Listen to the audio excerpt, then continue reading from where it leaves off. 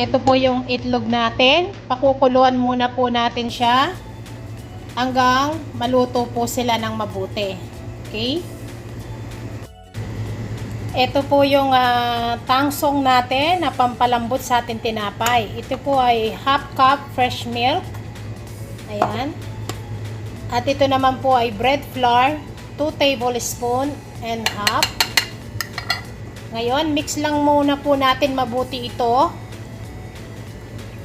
Ayan. Kailangan po yung wala na siyang bobo bago natin siya isalang sa kalan natin hanggang mag-thick siya.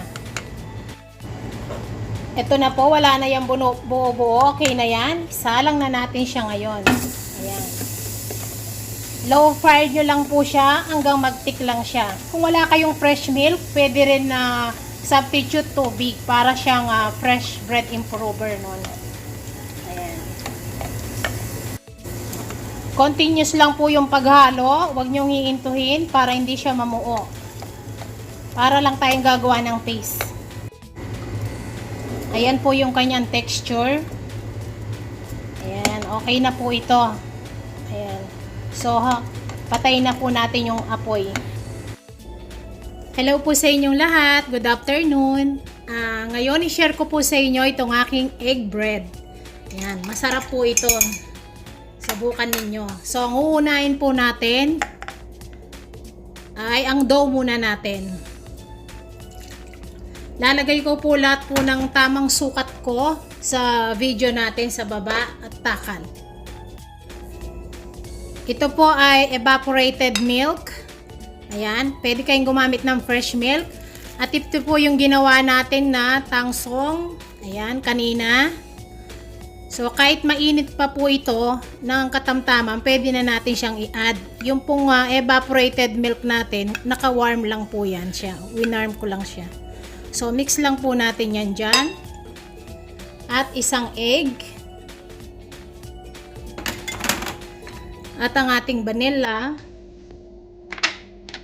At yung ating instant yeast. Mix lang po natin to.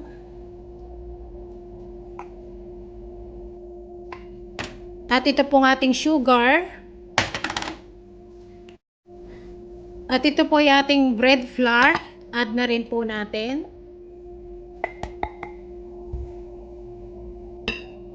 Ating baking powder. Salt.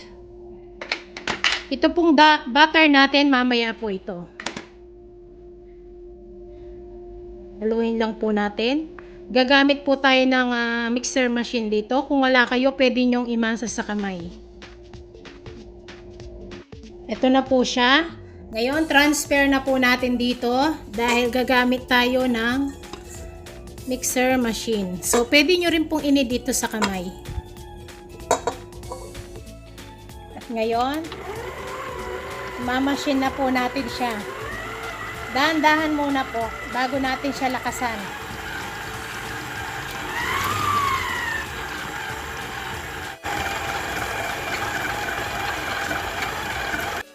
At ngayon, kapag ganyan na po siya, pwede na po natin i-add itong butter natin. Ayan, yung butter natin. Ayan po. So, pwede na natin yan lakasan. At ayan, okay na po yan. Ito po, para alam nyo kung okay na yung dough ninyo. Ayan. Hawakan nyo po na pwede kayong gumawa ng window pane test. Yung ginaganito nila, ayan. Para siyang malinaw na. So, pwede na po yan. Ito po ay lagyan lang natin ng konting oil. At ito na po yung dough natin. Ayan o. Tignan nyo kung gaano siya kalambot.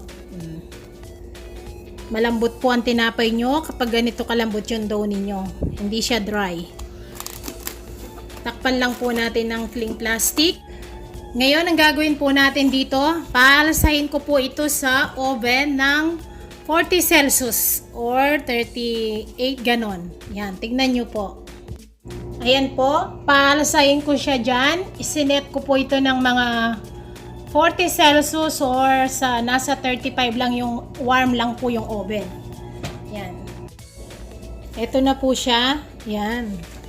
After 45 minutes lang po siya sa oven na pinaalsa ko, ayan na po siya. So ngayon, pisahin na po natin.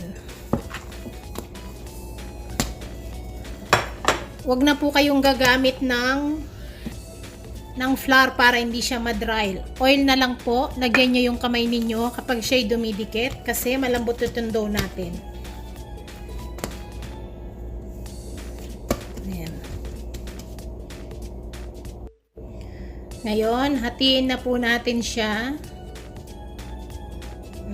Kayo po sa gusto ninyo na laki. Pero tansyahin nyo po kasi yung egg ninyo kung gaano kalaki yung itlog ninyo. Ngayon, titimbangan natin siya. So, ako pwede na sa 100 grams. Kasi po itong mga eggs ko ay maliit lang. Kung large po yung egg nyo, lakihan nyo ng konti lang. Katamtaman. So, tapusin ko lang. So, ito na po sila. Nakagawa ko ng 2, 4, 6, 8, 8 piraso. So, ang eggs ko ay 6 pieces lang. So, hindi ko na gagawin yung iba. So, ganituhin nyo lang siya. Ayan. Then, lagay po natin doon. Malambot po itong dough na to. Maglagay lang kayo ng oil sa kamay. Huwag na kayong gagamit ng flour. Ayan. Tapusin ko lang lahat. Takpan lang natin para hindi sila nadadry. So, mag-umpisa na po tayo. Ito yung piling natin, itlog. At ito po yung ating Eden cheese. Ayan, pwede po rin kayong gumamit. Ayan, ganito po yung pang-burger. At itong ating itlog na nilaga. Okay, so umpisa na po tayo. At itong ating breadcrumbs.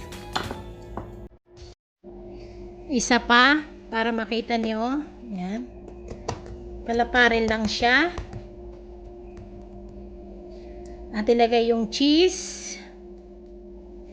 At yung ating boiled egg. Yan, ganyan lang po.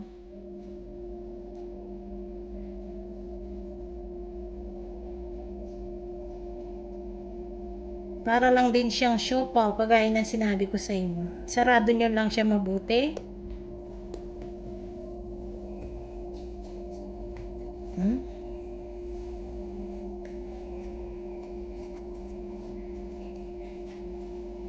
Ayan, ganito lang po.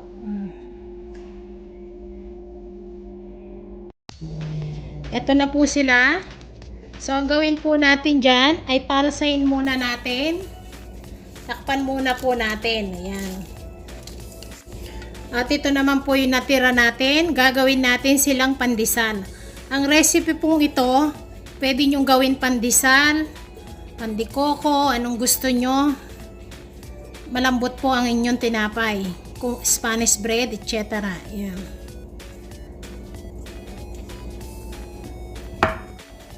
Ito na po, double size na sila. Pwede na po to. Huwag nyo po silang ganong palsahin para malambot po yung tinapay nyo. Iluluto po natin ito, yung parang salubong salsa. Ayan, so ito na po. Tara, bake na po natin.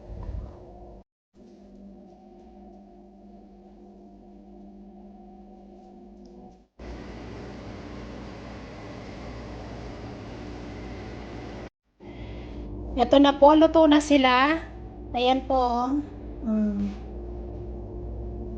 Ngayon po, bubuksan po natin yan para po makita ninyo. Ito na po siya. Ayan. Iwain na po natin para po makita ninyo. Napakalambot po yan. Ayan o.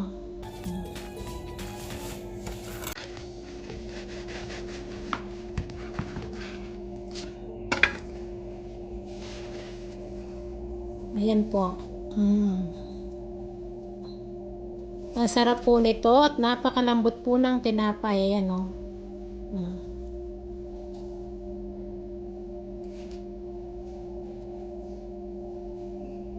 Ayan po, yung kanyang tinapay. Napakalambot niya.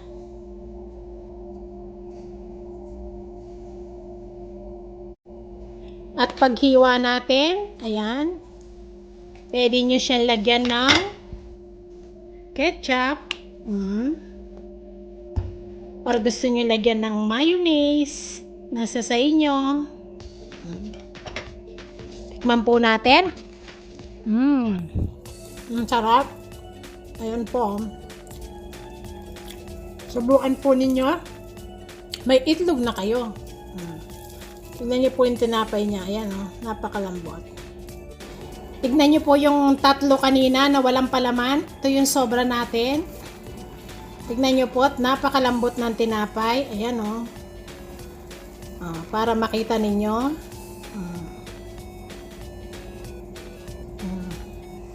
Ayan po. Salamat po.